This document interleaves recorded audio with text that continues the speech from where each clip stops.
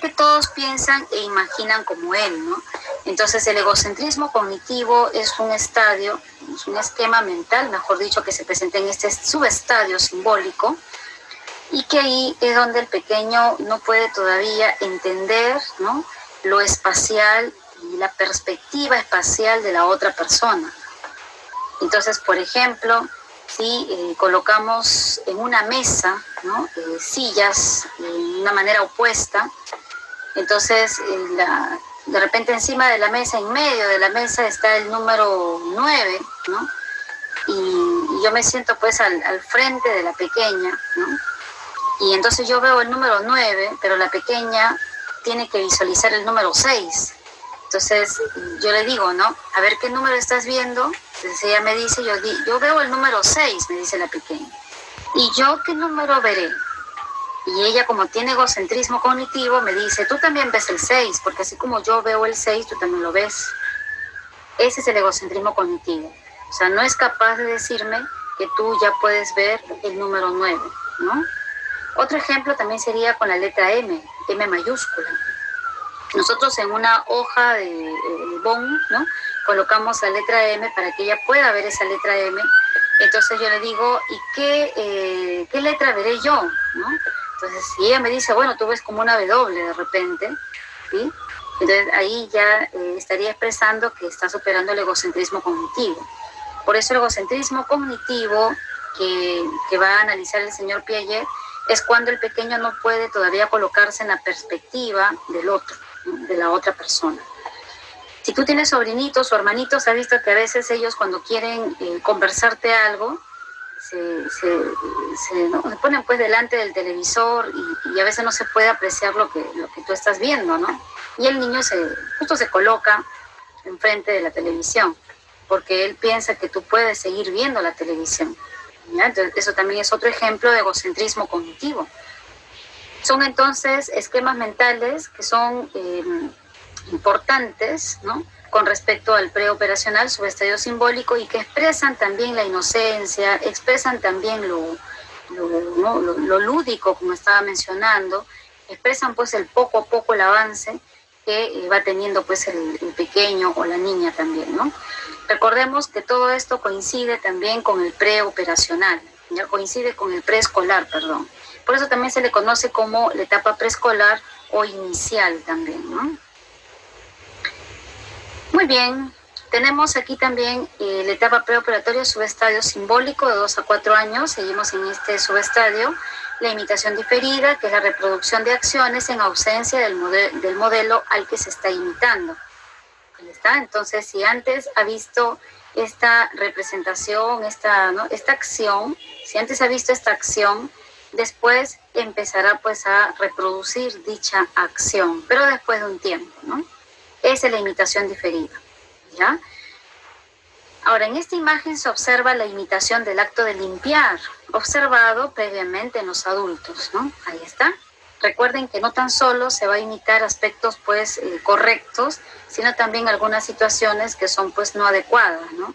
Entonces ahí también sería importante la reflexión también por parte de los papás, porque los pequeñitos van a tener imitación diferida. Muy bien, ¿qué más? Tenemos entonces en esta parte, miren, ahí está la representación simbólica, está el juego simbólico acá, porque esta fruta está como representando el teléfono, ¿no? Entonces atribuye cualidades simbólicas a objetos con el fin de jugar con ellos. Es importante, vuelvo a recalcar, el juego simbólico porque está expresando una imaginación que se presenta, ¿no? Una imaginación que está expresando, ¿no?, su gran poder de representación que tiene, ¿ya? Este es el juego simbólico y tiene que ver también con la representación mental, pues, ¿no? En la imagen, el plátano toma el valor simbólico de un teléfono. Ahí está, como les decía, ¿no? Una caja puede ser pues para él su nave espacial, una olla puede ser su casco también, ¿no?, espacial. Recuerdo varias veces que los jovencitos me mencionaban, jugaban así, pues, ¿no?, dentro de una canasta. Por ahí las tapas de las ollas eran los platillos, ¿no?, de una comparsa. Entonces, así es como se expresa el juego simbólico, ¿ya? Muy bien. Y bueno, aquí estaba un poquito el hecho de graficar, ¿no?, una representación de lo que era pues el egocentrismo cognitivo. El egocentrismo es una incapacidad de ponerse en el punto de vista opuesto, ¿ya? Y sobre todo no entender la perspectiva de la otra persona, ¿no? Entonces aquí se hace la demostración de las tres montañas.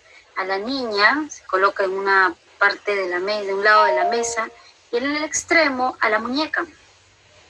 Entonces evidentemente la muñeca, ¿no?, en la posición en la que está pues bastante cerca a la montaña, ¿no?, que está un poco más elevada. Mientras que la niña, en cambio, está apreciando estas dos montañas que están por acá, que son un poco más pequeñas. Pero curiosamente, cuando se le pregunta a la pequeña, a la niña, ¿cómo observa tu muñeca? Y la niña te dice, observa igual que yo. Está observando estas dos montañitas. Entonces no es capaz de decir la niña, o mi muñeca está observando pues las montañas un poco más amplia, la montaña mucho más amplia, ¿no? Entonces ahí está un poquito el asunto del egocentrismo cognitivo, ¿ya? Esta es una tarea piagetiana de las tres montañas. La niña no puede describir las montañas desde el punto de vista de la muñeca, ¿ya? Ahí está. Ahora, ¿cómo señalan los minutos en ese reloj? Dice acá, ¿no? También es otro de los juegos, y esto ya me estamos hablando del intuitivo.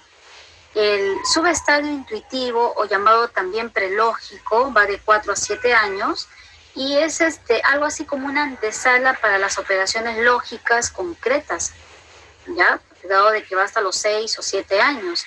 Entonces aquí nos encontramos ya con una centración. Muy bien, la centración es la tendencia a centrar o fijar la atención en un aspecto perceptual limitado del estímulo.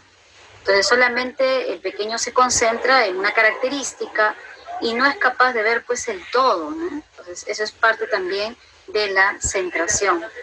Tendencia a centrar o fijar la atención en un aspecto, ¿no?, perceptual. Y también la irreversibilidad. Le es negada la posibilidad permanente de volver a una premisa inicial inalterada. Entonces más adelante vamos a ver cómo en el conteo los pequeños pueden contar en forma ascendente, pero no pueden hacer una regresión, ¿no?, en forma descendente.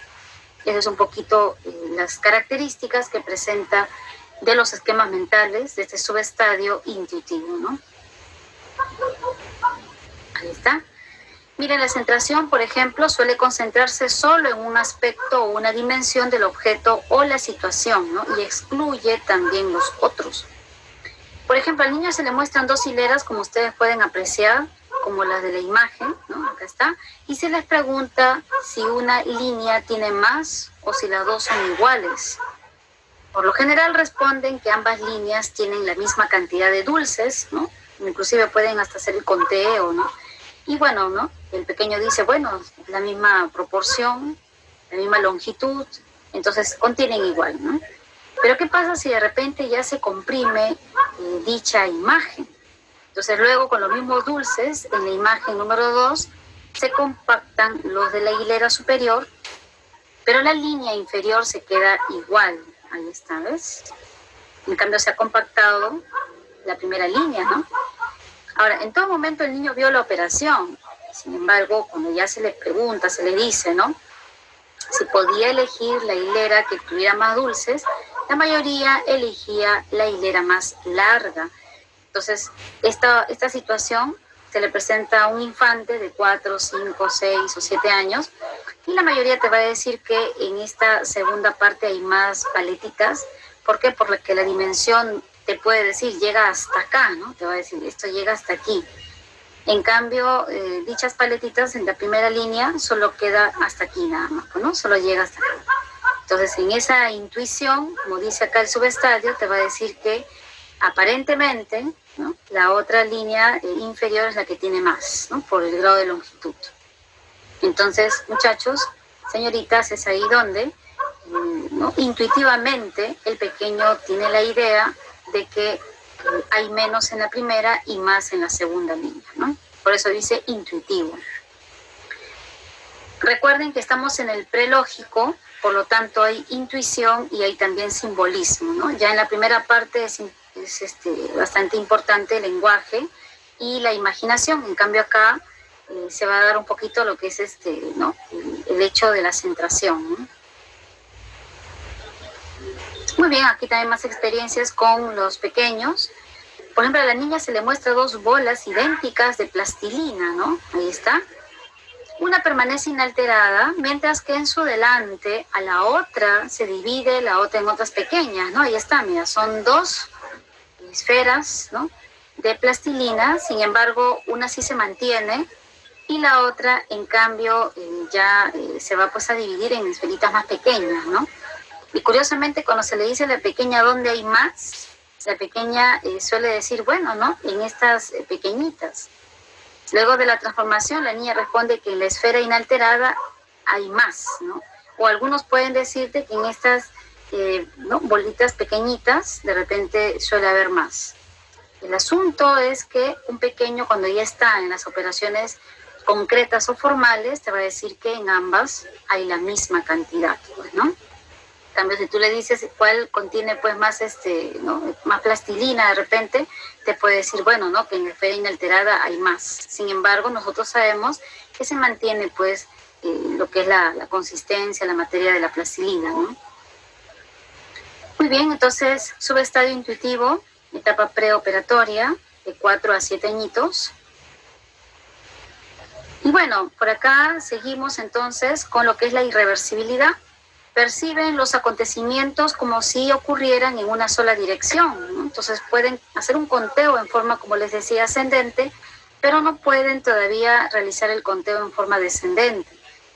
No creen que las cosas pueden volver a su estado inicial y no se dan cuenta que las cosas pueden ir en ambas direcciones, ¿no? Entonces puede haber ¿no? conteo ascendente y descendente. A una niña, por ejemplo, de 3 años se le pregunta, ¿tienes una hermana? Y responde que sí. ¿Cómo se llama? Luisa, dice, ¿no? Luego se le pregunta, ¿y Luisa tiene hermanas? Y ella dice, no. Entonces ahí se ve también la irreversibilidad, ¿no? No puede entonces entender, ¿no? También la especie o la posición, ¿no? La posición que también tendría, pues, ¿no? Como hermana, ¿no?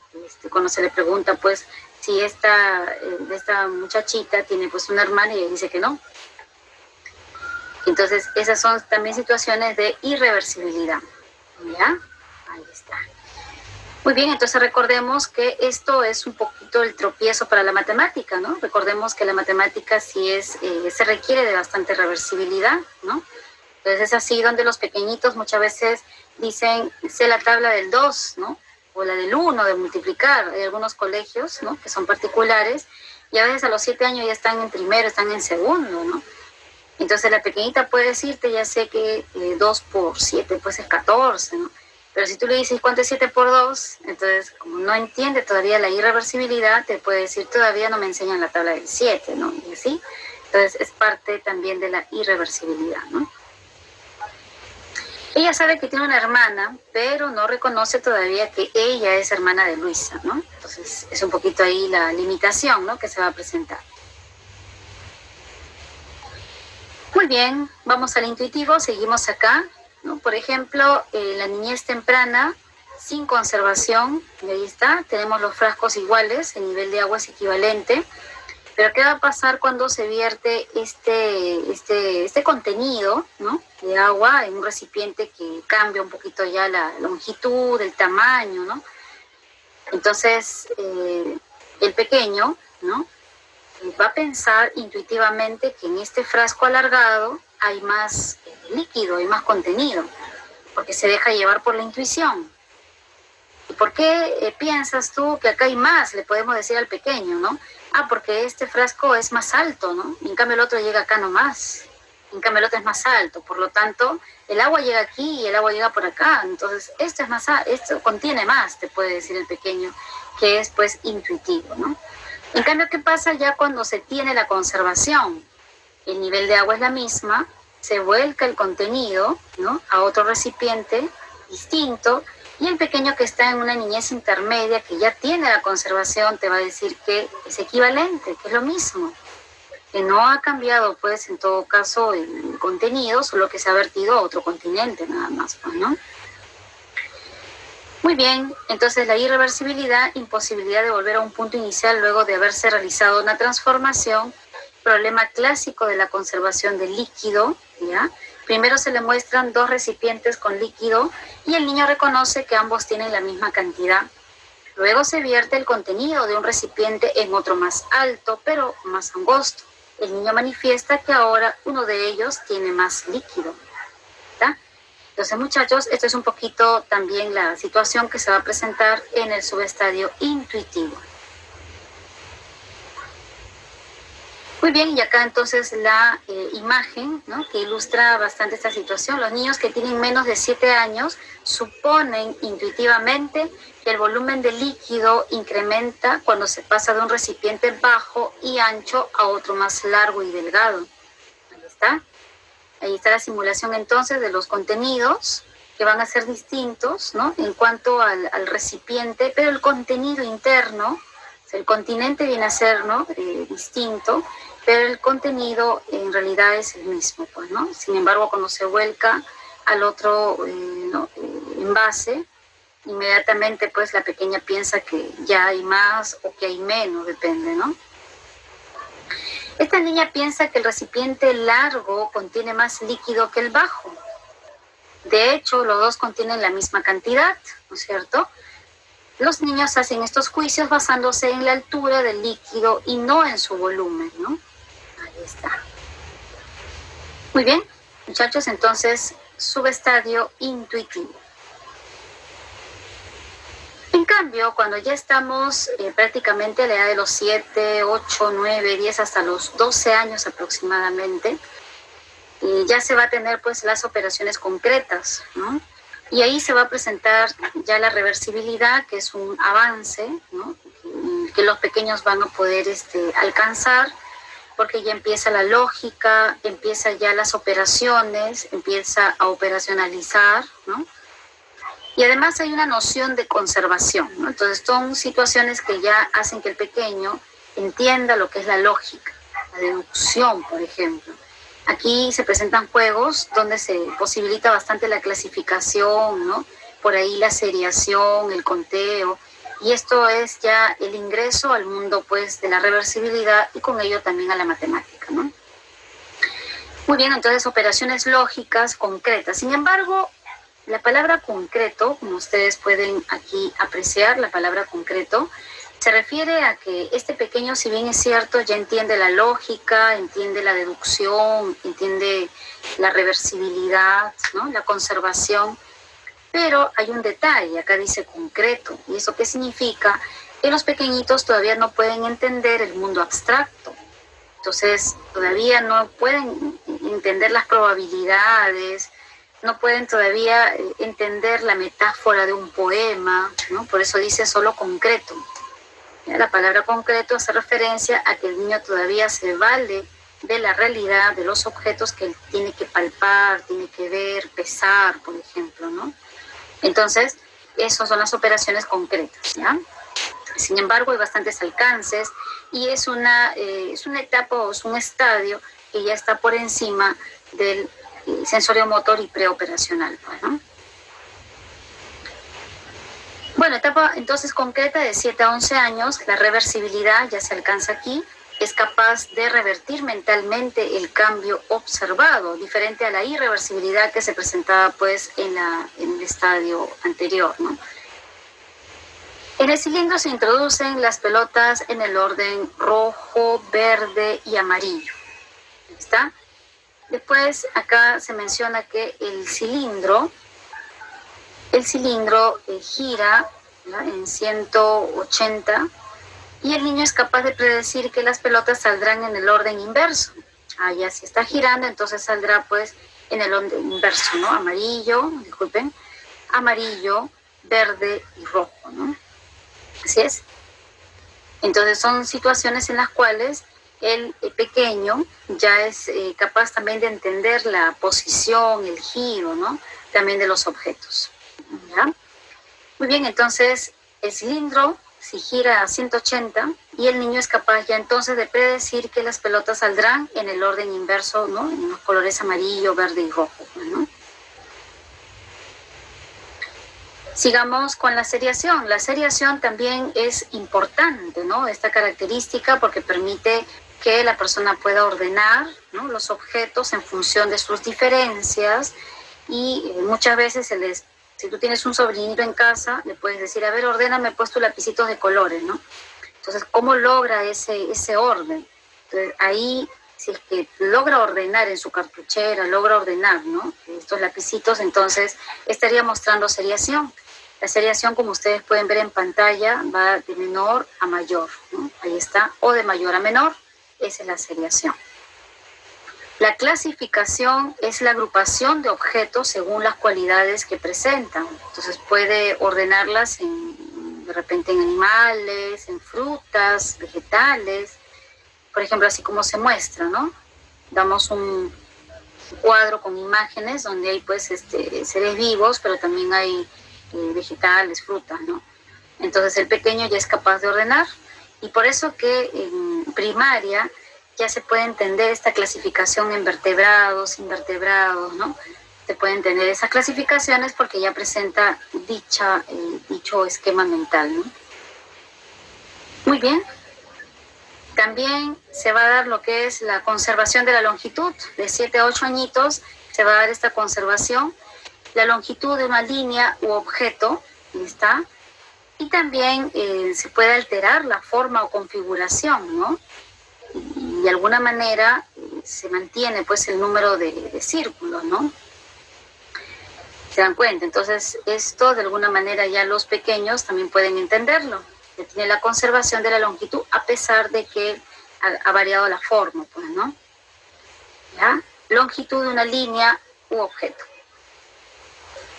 Conservación del área, de 8 a 9 añitos, entendemos que ya tiene la conservación también de un espacio, ¿no?, del área. Cantidad de superficie cubierta por un conjunto de figuras planas y se puede reordenar las figuras, ¿no?, reordenamiento de figuras. Pero sabe que también hay una conservación de un espacio, de un área, ¿no? Muy bien, esto le permite también entender la matemática, pues, ¿no? Conservación del peso, de 9 a 10 años tenemos que el objeto tiene un peso, ¿no?, un peso establecido, y a pesar de que se altera la forma, va a mantener ese peso, ¿no? Entonces eso también es importante aquí traerlo a cotación. ¿Por qué? Porque se va a presentar la noción de conservación del peso también, o sea, no tanto de la forma, no tanto de lo que es la longitud, sino también inclusive del peso. Todos estos avances que hemos visto en las operaciones concretas son importantes, sin embargo, todavía falta el pensamiento un poco más abstracto, ¿no?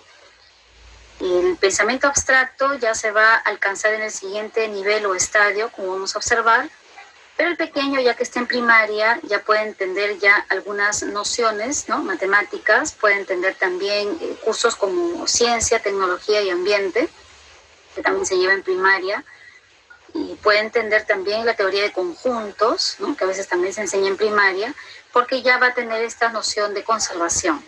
Entonces, si bien es cierto, ya no se va a dar tanto la intuición como si se daba en inicial, ¿no? Si de repente nosotros le dábamos una monedita de 2 soles, ¿no?, en una sola moneda, en 2 soles en duro, como dicen, entonces, y al otro sobrinito le doy 4 monedas de 50 céntimos, que también equivale a 2 soles, el preoperacional me va a decir, ¿cómo es posible que a él le des 4 monedas? Porque su intuición le está diciendo que ahí hay 4 monedas, en cambio él tiene solo 1, ¿no? Entonces el preoperacional se va a sentir triste, pequeño del preoperacional. En cambio, un jovencito, un niñito que está en las operaciones concretas, va a saber que es lo mismo, es la misma cantidad, porque ya entiende pues que 4 monedas de 50 céntimos equivalen pues a 2 soles, ¿no? Bueno, cuando ya se está entonces en secundaria, ya estamos hablando de las operaciones formales que van a partir de 11, 12 años hacia adelante, ¿está? Y bueno, ¿no?, te culmina pues alrededor de los 16 años. Y bueno, aquí empieza el pensamiento formal, que puede también razonar eficazmente acerca del presente, pasado y futuro, ¿no? Es por eso que este pensamiento formal le permite elaborar pues un proyecto de vida, tener una visión, una misión, ¿no? ¿Por qué? Porque ya puede tener estos pensamientos en términos de un tiempo, ¿no? Y además lo hipotético deductivo también es importante, ¿no? Resaltarlo en estas operaciones formales porque ya puede concluir a partir de hipótesis. Entonces puede ya realizar conclusiones, ¿no? A partir de hipótesis que ha escuchado o que él plantea. Es por eso que puede también entender economía, el curso de economía, filosofía, ¿no? Entre otras.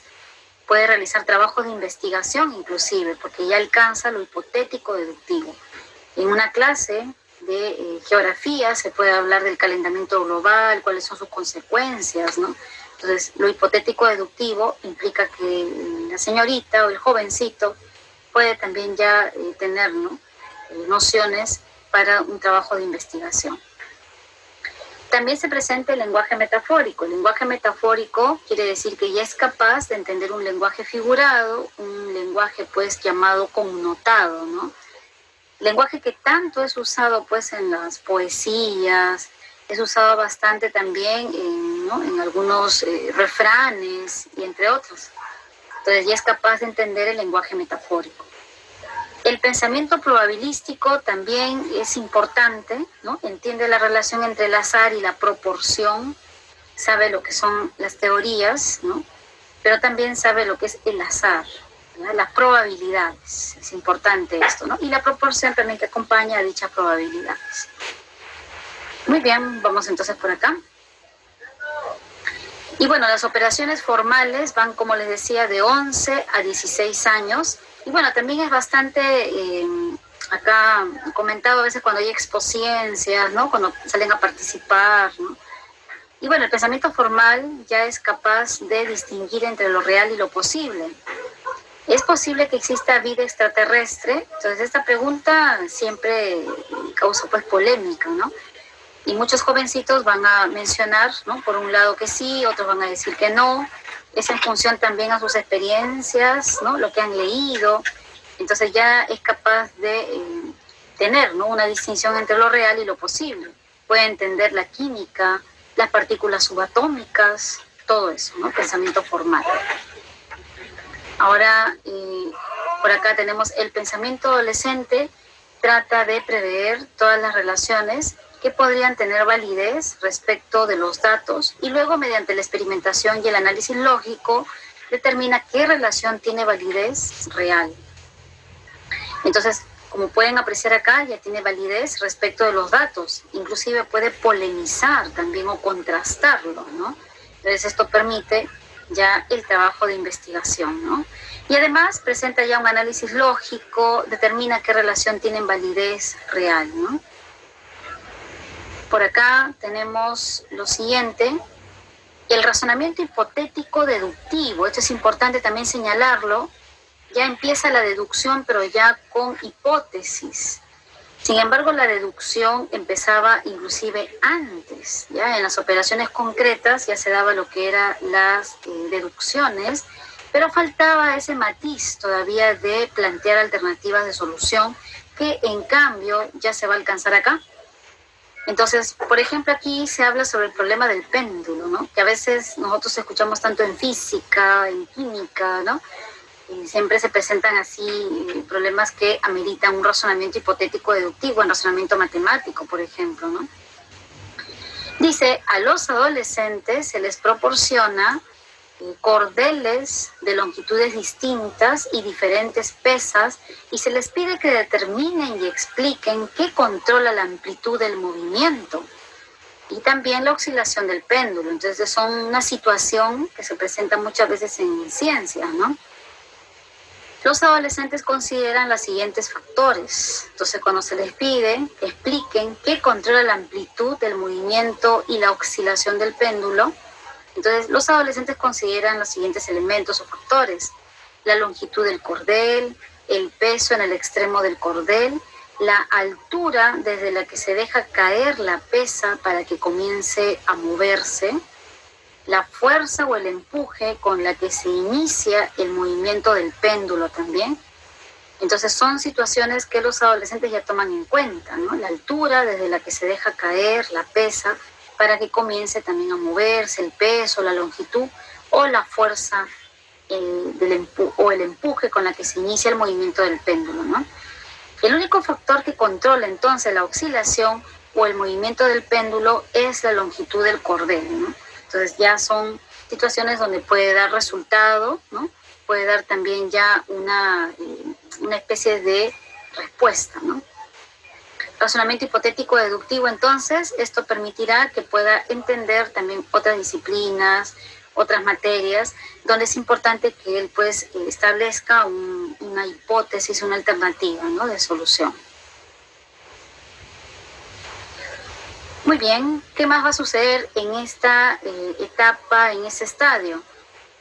Bueno, el lenguaje metafórico es importante también señalarlo. Los adolescentes desarrollan la capacidad de entender metáforas sutiles y el sarcasmo, ¿no? O sea, la ironía, pueden entenderla cuando de repente están apreciando una lectura, un poema, y muchas veces se presentan pues ironías, ¿no?, en poemas o sarcasmos. Entonces los adolescentes desarrollan ya la capacidad de entender el lenguaje connotado. Recordemos, jovencitos, que existen dos planos, ¿no?, que es el lenguaje denotado y el lenguaje connotado. Entonces, cuando uno habla de un lenguaje denotado es literal. En cambio, cuando la persona habla o está leyendo un lenguaje ya metafórico, evidentemente ya es pues un lenguaje connotado, ¿no? Muy bien, entonces gracias a ello se pueden entender, como les decía, los refranes, las metáforas. Las metáforas tienen un significado literal y otro menos obvio, ¿no? El sentido figurado, a eso se le conoce, un sentido figurado. Entonces, hay algunos jovencitos que también pueden entender la métrica, ¿no?, por ahí las rimas, y algunos jovencitos crean hasta sus propias también poesías, crean hasta sus propios, ¿no?, poemas, ¿ya? Muy bien, entonces ya entienden este lenguaje que es metafórico, así se le conoce, ¿no? Lenguaje metafórico. Y con ello también muchos jovencitos les gusta la literatura, ¿no? Por ejemplo, la Divina Comedia, que también tiene bastante lenguaje metafórico, ¿no? Pueden entender también la metamorfosis de la obra del señor pues, Franz Kafka, ¿no? Entonces, estas situaciones hace pues que ya el adolescente pueda entender que en esa narración de la metamorfosis, ¿no?, en realidad es un lenguaje metafórico, pues, ¿no? No sé si ustedes habrán leído la metamorfosis, ¿no?, donde habla pues sobre Gregorio Samsa, ¿no?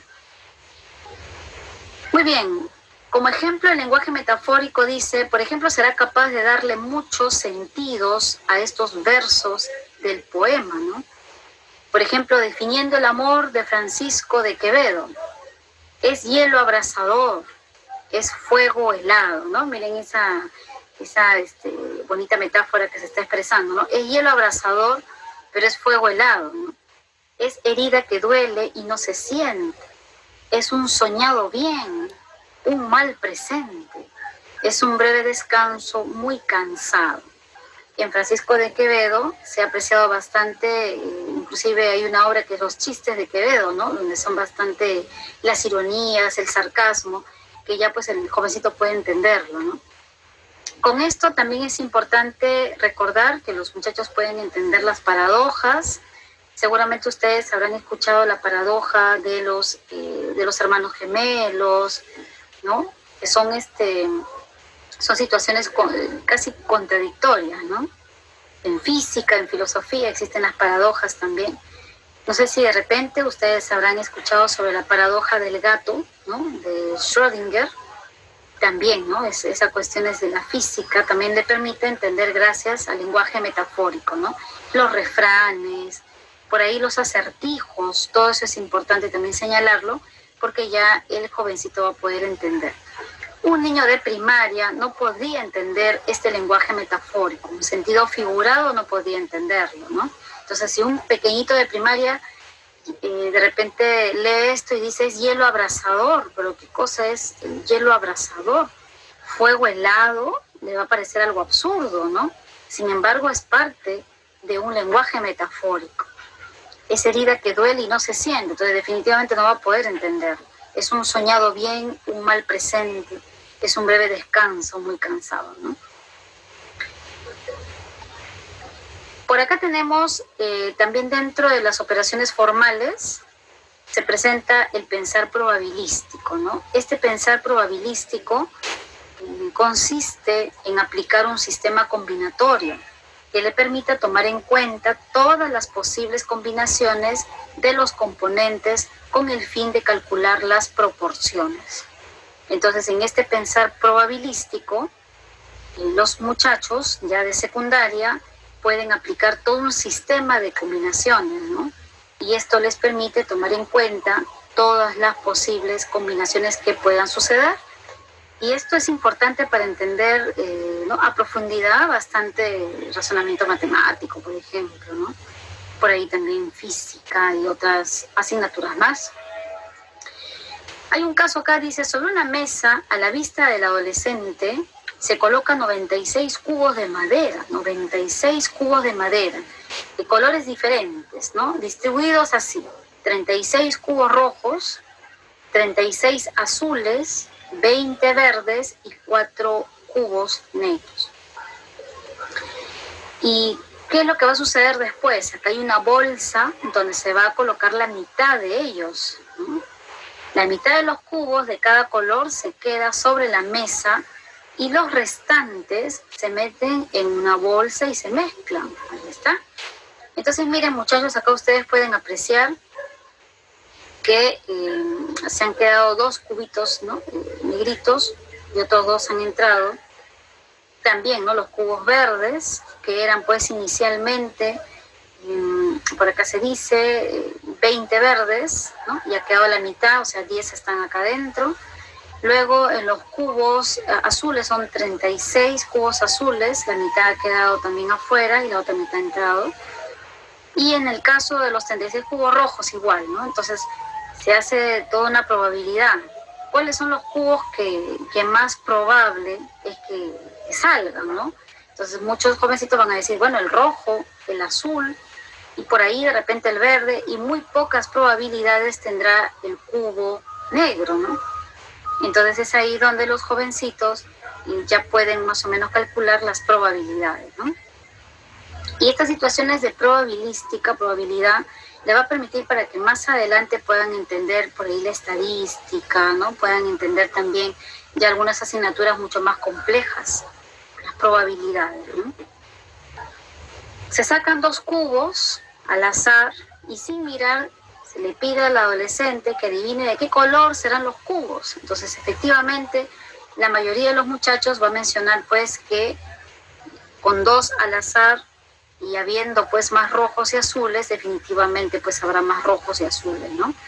A partir de los 11 o 12 años, los adolescentes que ya desarrollaron las operaciones formales contestan este tipo de problemas con respuestas basadas en la probabilidad. Es probable, ¿no?, que se dé este resultado, por ejemplo, ¿no?